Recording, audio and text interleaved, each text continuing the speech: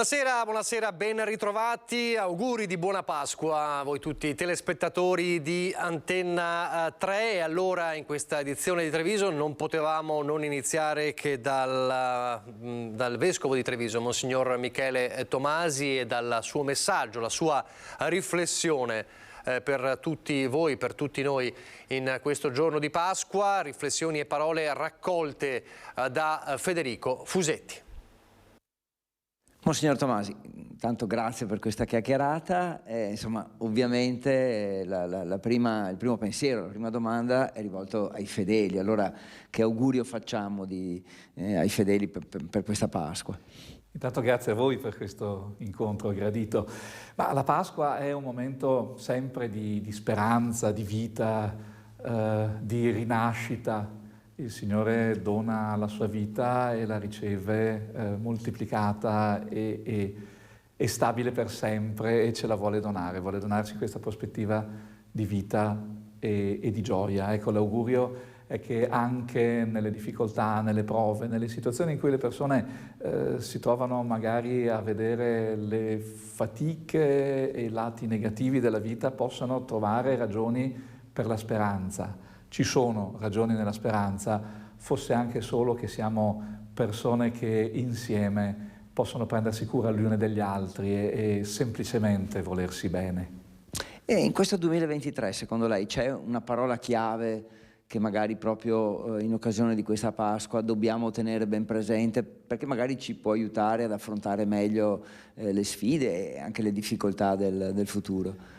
Ma le parole sarebbero tante, quella che mi viene più spontanea è coraggio, ma quel coraggio semplice, tranquillo, di un po' di fiducia nelle proprie risorse, nelle proprie capacità, anche la gratitudine di essere in un mondo, in una parte del mondo che è oggettivamente privilegiata.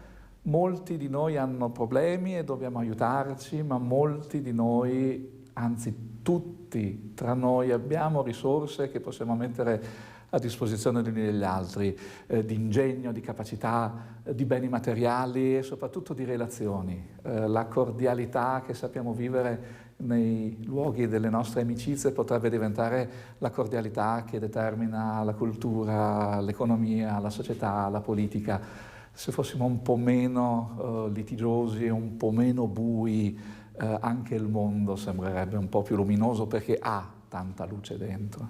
Quindi posso magari allargare un po' e dire anche un po' più di fiducia in noi stessi? Sì, certamente. Io lo dico dal profondo della mia fede, perché il Signore ha fiducia in noi, si fida di noi. E si fida di noi perché ci affida gli uni agli altri. E poi non siamo delle persone incapaci, tutt'altro, siamo persone che hanno tanti doni, e anche quelle persone che pensiamo che non abbiano niente da dare hanno dei mondi infiniti all'interno, e sono persone che sanno amare, sanno costruire, sanno tessere relazioni. Di questo abbiamo bisogno, ma questo abbiamo a disposizione. Pasqua è un po' passaggio e risurrezione. E allora cosa deve rinascere in noi per aiutarci nei prossimi passaggi? Ma deve rinascere sicuramente una fiducia incrollabile e determinata nel rispetto della dignità della persona. Siamo a 60 anni dalla pubblicazione di un testo meraviglioso che è la enciclica Pacem in Terris di Giovanni XXIII, che tra l'altro è stata scritta nelle sue linee principali da un nostro conterraneo, da Monsignor Pietro Pavan, che ha veramente messo dentro tanta dottrina e tanta saggezza, credo anche imparata nella nostra Chiesa. Ecco, lui, Papa Giovanni, mette al centro questo, mette al centro la dignità della persona umana, che non c'è nessuno che può essere usato come un mezzo per qualche cos'altro. Ciascuno di noi è un fine in sé, è un capolavoro, è un nodo di relazioni, di capacità, di rispetto, di cura. E questo passaggio al credere che ogni persona umana è un universo e che noi possiamo metterci a servizio, ma riceviamo tanto dagli altri. Ecco, forse anche questo, rinascere significa riconoscere che gli altri non sono dei nemici, ma sono delle persone che ci aiutano a crescere, a diventare più felici. Ecco, un'enciclica questa che lei ha scelto anche per approfondire e trasmettere ai fedeli, ai sacerdoti. Eccolo qui, questo è l'opuscolo che lei ha preparato. E su cosa ha puntato? Sì, è un semplice augurio di Pasqua, ma volevo legarlo a questo anniversario. È stata firmata da Papa Giovanni l'11 aprile del 63, quindi 60 anni fa, era Giovedì Santo, praticamente come in questi giorni ci troviamo noi. E lui ha detto la persona umana al centro e poi 4 pilastri per costruire pace. E quanto ne abbiamo bisogno di pace nel nostro mondo, in Ucraina, in tutte le zone dove ci sono guerre dimenticate. Ecco, i 4 pilastri sono molto semplici ma fanno parte della nostra esistenza. Sono la verità, la giustizia, l'amore e la libertà. Ecco, se noi giochiamo su questi 4 pilastri la nostra esistenza, accogliamo la verità che abbiamo bisogno gli uni degli altri, la giustizia perché ognuno deve essere trattato giustamente, l'amore che è la sovrabbondanza che ci aiuta sempre ad arrivare a qualcosa di nuovo e poi la libertà, accettare la libertà di ogni persona e fare di tutto per poter essere insieme felici. È una Pasqua che vede anche il nostro Santo Padre in sofferenza fisica. Cosa possiamo fare? Perché insomma vogliamo essergli vicino e come possiamo farlo? Il nostro Papa è grande, permettetemi di dirlo questo, perché lui ha alcuni problemi fisici, perché ha anche l'età che ha, ma ha una forza, un coraggio. Ecco, lui è un uomo libero, perché è innamorato di Dio e vuole che anche noi ci fidiamo di Dio e siamo liberi nelle relazioni tra di noi, che siamo accoglienti, che ci amiamo tra di noi, che soccorriamo i più piccoli, i più poveri, i più deboli. Lui si spende tutto per gli altri e a me dà un'impressione di questa forza della tenerezza. Alle volte sembra duro, sembra burbero, ma è solo per tirare fuori il meglio da noi e su questo credo che dobbiamo volergli bene.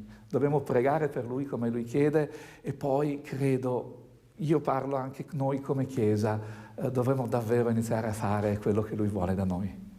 E un po' il pensiero dal Santo Padre va anche ai malati, agli anziani, a chi insomma è più fragile, ecco, diciamo così. A me piacerebbe davvero che ogni persona fragile, ammalata, debole, soprattutto quelle che rischiano di avere un po' meno speranza, potessero ricevere una carezza autentica, una carezza sincera, un tocco adesso che possiamo di nuovo anche incontrarci con questa bella fisicità. Che io, ecco, questo auguro a tutte le persone sole di trovare quell'angelo che adesso a Pasqua trova il tempo di andare a fare questa visita, questo incontro, questo sorriso, questa testimonianza di vicinanza, perché è importante sentire che siamo amati e l'amore di Dio ce lo possiamo solo trasmettere noi, tra di noi. È la prima Pasqua, lei l'ha accennato poco fa, è la prima Pasqua senza restrizioni per la pandemia. Quanto i fedeli hanno sofferto negli anni scorsi e quanto insomma adesso invece si vede la luce in fondo al tunnel. Io vedo, è così bello quando posso andare nelle parrocchie, nelle comunità, che le persone vengono, ci sono e hanno voglia di sentirsi vicine gli uni agli altri, anche il saluto, la stretta di mano.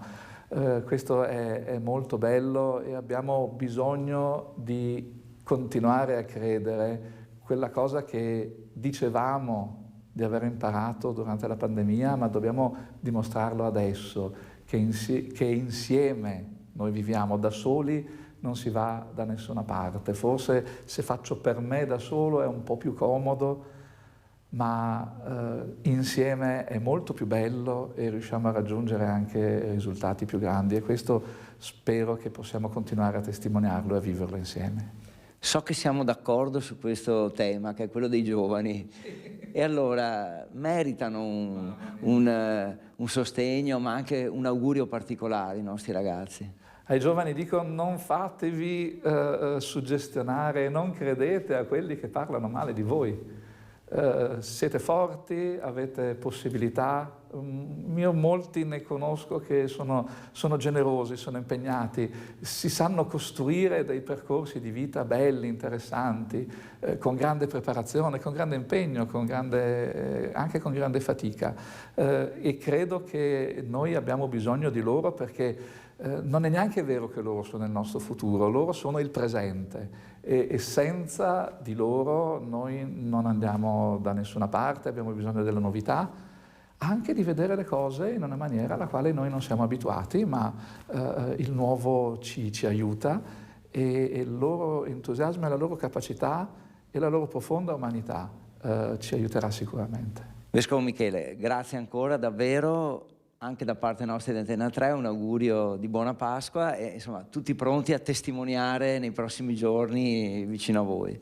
Grazie di cuore, tanti auguri di Pasqua a voi, buon lavoro, grazie per il servizio che svolgete, grazie anche perché mi permettete di raggiungere tanti amici e tante amiche attraverso questo mezzo di comunicazione, e davvero a tutti un augurio di buona Pasqua nella gioia, nella serenità e nella speranza. Tanti auguri, buona Pasqua. Queste le parole di Monsignor Tomasi, lo ringraziamo per essere stato con noi. E poi c'è la festa di Pasqua e Pasquetta. Dove passeranno la Pasquetta i trevigiani? Lo abbiamo chiesto proprio a loro in questi giorni. Sarò in famiglia, qualcosina di, non so, forse una gita fuori porta, un picnic. Non ho ancora organizzato niente in realtà. Io ho un pranzo con delle amiche, con degli amici. Così. Sì. E invece noi con i parenti insieme a pranzo fuori. Io a Pasquetta ho dei lavori di trasloco da fare, quindi sarà una bella giornata come questa, sarò in montagna lo stesso, farò un po' di grigliatina, ma sto traslocando. Quindi bene, cioè, notizia positiva. E speriamo in una giornata di sole. Preoccupato che le previsioni danno freddo? Non importa, si sta dentro e si accende il caminetto, c'è sempre una soluzione al freddo. Non ho deciso, devo pensare. Non lo so, spero di essere in compagnia, buona compagnia. Però mi prendete un po' in contropiede, perché è una domanda... Ma il bel tempo è fondamentale per Pasquetta o no? C'è un freddo cane, speriamo che si migliori, insomma, nel proseguo di queste prossime ore. Se no bisogna dirottare su, non so, magari un pranzo. Cambiare abbigliamento. Pasquetta a casa, felicemente a casa. Perché felicemente? Perché è stato un periodo in cui è andato molto in giro. Sono andata molto in giro, tra Giordania, Berlino, eccetera, molto in giro, però in primavera la stagione è splendida, Treviso è splendida, la collina pure, quindi meglio che qui. Però sarà importante il bel tempo allora, da quello che dici. Sarà bellissimo, assolutamente. Sempre sperare nel bel tempo e poi si fa sempre in tempo a giocare a burraco. La gita la facciamo spesso e quindi questa volta famiglia. Influisce il fatto che è previsto magari un tempo più freddo? No, questo no, noi andiamo via in realtà in generale, nonostante il tempo. Devo ancora decidere. Un pranzo con amici, in famiglia? In famiglia comunque, e amici e famiglia. Fare un giro normale. Una passeggiata? Sì, magari sui colli. Non lo so, forse rimango a casa perché via non ci vado, devo lavorare fino a sabato. Farà un pranzo con la famiglia? Penso di sì, l'unica, sono tutti in famiglia, sì. Ho un compleanno. Un pranzo con amici, quindi? Sì, un compleanno di una persona che non conosco, tra l'altro, quindi... Rimango a casa. Rimane a casa in famiglia? Sì, in famiglia. Andiamo i parenti a casa, o le bimbe giocheranno insieme ai cuginetti, staremo a casa. Che cosa cucina? Ah, grigliata, classico. Grigliata di carne. Questi trevigiani, insomma, in questi giorni in previsione di Pasqua e Pasquetta, la spensieratezza un po' ci vuole, però poi ci sono anche i pensieri verso il futuro, e c'è un allarme di Confartigianato, parliamo di economia, per la decisione dell'Unione Europea, il ormai noto stop alle auto diesel e benzina dal 2035 e quindi l'avvento delle auto elettriche. Ci sono cifre paurose calcolate nel settore autoriparazione. Probabilmente, secondo me, nell'arco di 10 anni un 30-40% delle attività avrà oserei dire, problemi da dover decidere se tenere aperto o dovranno diversificare l'attività.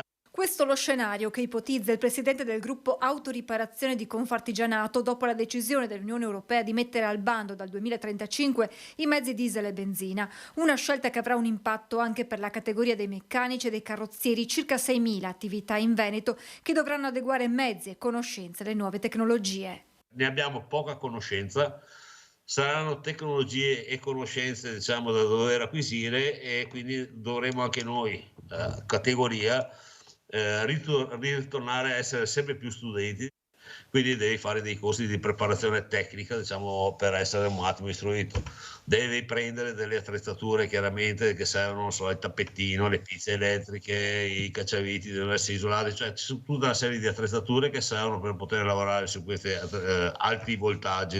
Non tutte le aziende riusciranno ad affrontare gli investimenti in attrezzature e competenze richieste dai nuovi mezzi in circolazione e questo potrebbe tradursi in una chiusura delle attività. Senza dimenticare, con un'età media dei titolari di 52 anni, questo comparto soffre anche la mancanza di un cambio generazionale. Non abbiamo un grosso movimento di giovani e oltretutto ci sarà anche un calo di lavoro dovuto al fatto che una vettura elettrica o con altri sistemi ha molta meno manutenzione. Secondo me nell'arco di 7-8 anni avremo una riduzione del 30-40%, forse anche 50% di quello che è manutenzione e preparazione dei mezzi. Cambiamo argomento, lupi che si spingono sempre più spesso a ridosso dei centri abitati nelle zone collinari e montane e cresce dunque la preoccupazione. Nel prossimo servizio un esperto ci dà dei consigli su quale comportamento adottare nel caso ci si trovi a tu per tu con un predatore. Vedo come qualcosa di positivo il ritorno dell'aquila, del lupo, dell'orso. Certo, pone delle criticità che non vanno assolutamente né banalizzate né trascurate. Se da un lato il ritorno dei grandi predatori è da leggere in chiave positiva, dall'altra ci sono le preoccupazioni di allevatori e cittadini che sempre più spesso si trovano a tu per tu con i lupi, che si spingono a ridosso dei centri abitati. Ormai quotidiani gli avvistamenti. Diventa dunque fondamentale, soprattutto per chi ha animali, proteggersi. La tecnologia in questo senso aiuta, con reti elettrificate, sensori notturni che accendono la luce nel momento in cui il predatore si avvicina e ancora campanelli che suonano per spaventarli. Anche alcune razze di cani possono essere un ottimo deterrente. I cani da pastore, passatemi il termine, funzionano molto bene e abbiamo delle razze come il pastore maremmano abruzzese selezionato in Italia che gareggia alla pari con un lupo. Se non si registrano in Europa aggressioni mortali agli uomini da parte dei lupi, quasi quotidiani sono invece gli attacchi agli animali domestici, cani in primis. Il grosso problema è circolare con i propri animali domestici. Nel momento in cui l'animale rimanga vicino a noi è del tutto improbabile che il lupo si avvicini per predarlo, quindi prima cosa, tenere gli animali con l'area guinzaglio, tenerli vicino a noi. Se il lupo dovesse comunque avvicinarsi a noi, la prima cosa da non fare è quella che verrebbe più naturale, ovvero scappare e correre. Bisognerebbe fare il contrario, immobilizzarsi, semmai fare 1 o 2 passi nella direzione del lupo per fargli capire che non abbiamo paura, fare dei rumori come battere forte le mani, oppure qualora ci troviamo in situazioni naturali già premunirsi di portare con noi dei fischietti da stadio o delle trombe da stadio, sono quelle con l'aria compressa e la tromba sopra che fanno un rumore assordante, senza aver fatto del male a nessuno. Adesso pochi istanti di pubblicità, poi di nuovo il telegiornale. Rieccoci in diretta, andiamo all'M9 di Mestre dove nei giorni scorsi gli studenti dell'Istituto Nightingale e i ragazzi con disabilità del Centro Atlantis di Castelfranco sono stati premiati nel concorso per la tutela del patrimonio veneto. Era chiusa in questo grido di gioia la soddisfazione degli studenti dell'Istituto delle Scienze Umane Nightingale e i ragazzi del Centro per Disabili Atlantis di Castelfranco che all'M9 di Mestre sono stati premiati in occasione della 12ª edizione del concorso organizzato da Regione, Umpli e Ufficio Scolastico Regionale in occasione della Festa del Popolo Veneto. 73 le scuole provenienti da tutta la regione che hanno partecipato con 89 progetti diversi. Atlantis e Nightingale hanno conquistato il premio nell'ambito 3, la valorizzazione protezione del patrimonio immateriale del Veneto, sezione leggende e misteri, con il video La tenebrosa leggenda della regina Cornaro, che racconta la leggenda e il viaggio della regina da Asolo a Venezia, che a causa del suo carattere egoista e arrogante l'ha portata ad un triste epilogo. Un vero e proprio progetto di inclusione dove sia gli studenti che le persone con disabilità si sono sentiti davvero cittadini di questo territorio che hanno scoperto grazie alla leggenda della regina Cornaro. Permette ai ragazzi di riuscire a intraprendere un primo approccio con persone e con il territorio e con i servizi presenti nel nostro territorio, nel quale loro poi nel futuro potranno si potranno inserire in questo contesto. Un'esperienza di collaborazione tra cultura e inclusione che ha portato gli studenti a lavorare fianco a fianco con gli ospiti del Centro Atlantis nella realizzazione della scenografia, dei costumi, delle riprese e del montaggio. L'Istituto Nighting e il Centro Atlantis oggi hanno testimoniato uno dei valori fondamentali del Veneto e che a Castelfranco si rendono concreti, cioè quello dell'inclusione, quello della solidarietà. Torniamo nel capoluogo, torniamo a Treviso, che è ufficialmente città amica dei bambini. La patente è arrivata dall'UNICEF. Un ambiente sano, scuole che tengono conto dei bisogni dei bambini e degli adolescenti, sindaco e amministrazione disposti a investire, sport e verde pubblico e molto altro. Treviso ha rispettato una serie di richieste e ora ha ottenuto dall'UNICEF la patente, che si chiama accreditamento, di città amica dei bambini. A far ottenere il risultato i soldi del comune, l'entusiasmo di decine di associazioni di volontari, il lavoro di Spazio Famiglia, la struttura pubblica e il gioco di squadra. L'accreditamento conclude un percorso difficile, condizioni rigide, controlli rigorosi, prossima verifica tra 2 anni. Ci sarà una verifica fra 2 anni, qualsiasi amministrazione sarà, questa naturalmente sarà tenuta a soddisfare e a realizzare gli obiettivi che abbiamo dato. Anche i numeri sono importanti. A Treviso, su circa 85.000 residenti, oltre 12.000 sono minorenni, ovvero il 14% del totale, leggermente al di sotto del 15,6 nazionale. Ogni anno in città nascono qualche bambino e bambina in meno dell'anno precedente, ovvero poco più di 500. Infine a Treviso ci sono 7.200 famiglie con almeno un figlio o figlia minorenne, di cui quasi 3.000 sono le famiglie con figli che hanno tra 0 e 5 anni. Cambiamo argomento. Il mito del buon governo è il titolo della riflessione sulla situazione italiana, con un occhio evidentemente all'autonomia, contenuta nell'ultimo libro del costituzionalista Mario Bertolissi. Purtroppo, se si guarda le cose come vanno, ogni giorno trova conferma del fatto che in Italia il buon governo è un mito. Fine studioso e conoscitore della res pubblica, il mito del buon governo è il titolo della riflessione condotta dal costituzionalista Mario Bertolissi dall'8 marzo 2020, inizio del lockdown in Italia, all'8 marzo 2022. Un libro che porta questo sottotitolo: Una Repubblica ostaggio di Don Abbondio, Don Ferrante, Donna Prassede, Azzecca Garbugli, perché a mancare all'amministrazione del bel paese è proprio quella dimensione etica, civile e religiosa di cui sono intrise la vita e l'opera di Alessandro Manzoni. Manzoni è un autore amato dagli italiani. Gli italiani non lo sopportano. Perché non lo sopportano? Non lo sopportano per il suo rigore morale.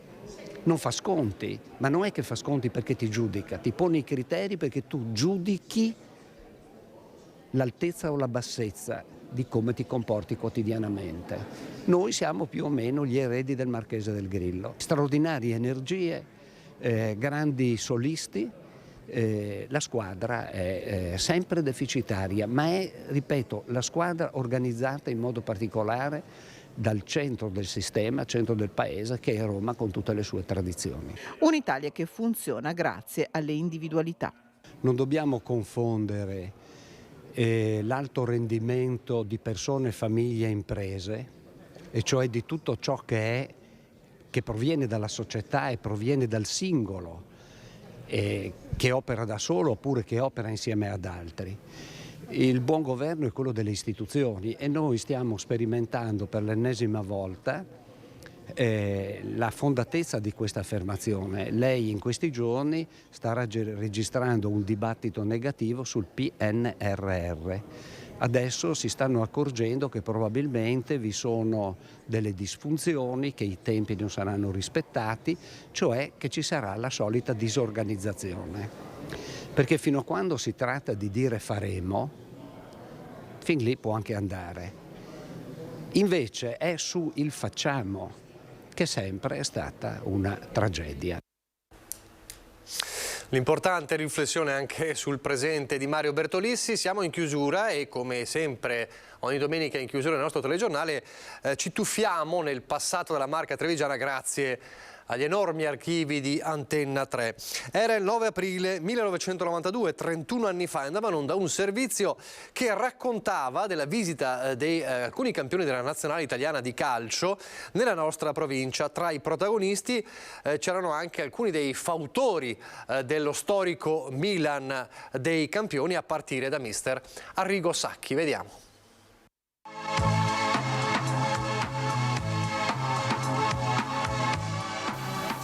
Prima Carlo Ancelotti e Aldo Serena, bandiere del Milan, con l'aggiunta di Ferron, portiere dell'Atalanta, a provare il nuovo prototipo della scarpetta futura progettata dalla Lotto, e poi il CT della nazionale Arrigo Sacchi, padrino d'eccezione del nuovo punto vendita aperto dalla stessa Lotto a Montebelluna. Con loro abbiamo scambiato alcune battute. Sacchi, allora questo Milan dopo la vittoria di domenica con la Samp è avviato al traguardo ambito, questo 12° scudetto. Che differenze fra la gestione Capello e quella sua?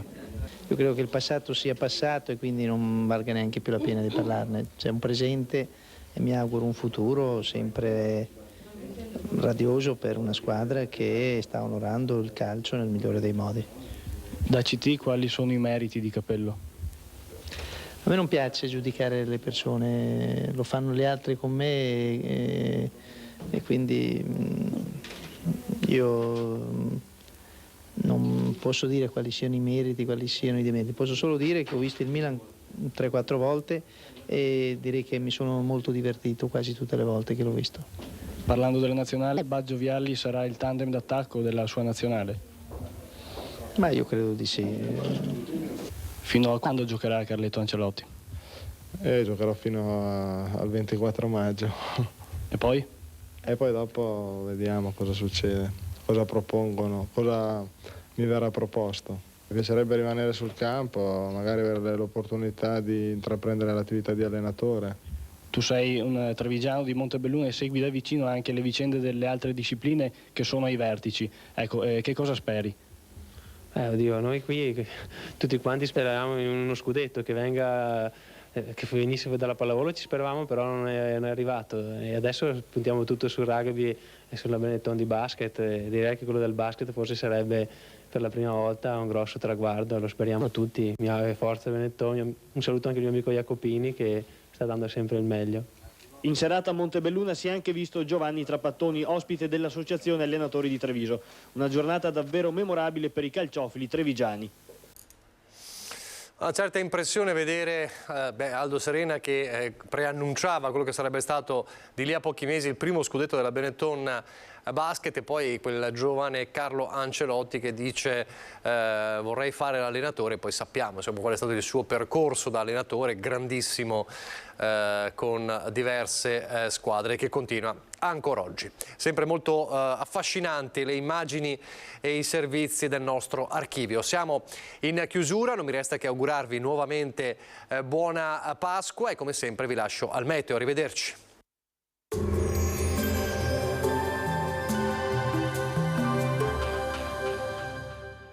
Entra nel mondo Lolato. Da oltre 40 anni un team di professionisti per migliorare la qualità della tua vita. Centro del piede con servizi di podologia. Laboratorio per la produzione di plantari e calzature su misura. Bentrovati al meteo. Pasquetta, venti da nord e pressione in aumento, sinonimo di bel tempo sul nostro territorio. Il dettaglio di lunedì 10 aprile. Sul Veneto sarà asciutto e stabile, non si verificheranno precipitazioni. Avremo un ampio soleggiamento con cielo sereno o al massimo velato. Temperature un po' in aumento, minime tra 2 e 6 gradi, massime invece tra i 16 e i 18 all'incirca. Ci spostiamo ora sul Friuli Venezia Giulia. Anche in questo caso tanto sole, senza piogge, il cielo si presenterà limpido o poco nuvoloso. Temperature minime tra 1 e 6 gradi, massime comprese tra i 15 e i 17 all'incirca. Infine diamo uno sguardo al Trentino Alto Adige, dove il tempo sarà soleggiato con delle nubi in transito nel pomeriggio, ma del tutto innocue. Temperature minime intorno ai 4-5 gradi, massime sui 18-21 gradi. Dal meteo di Antenna 3 è tutto, arrivederci al prossimo aggiornamento.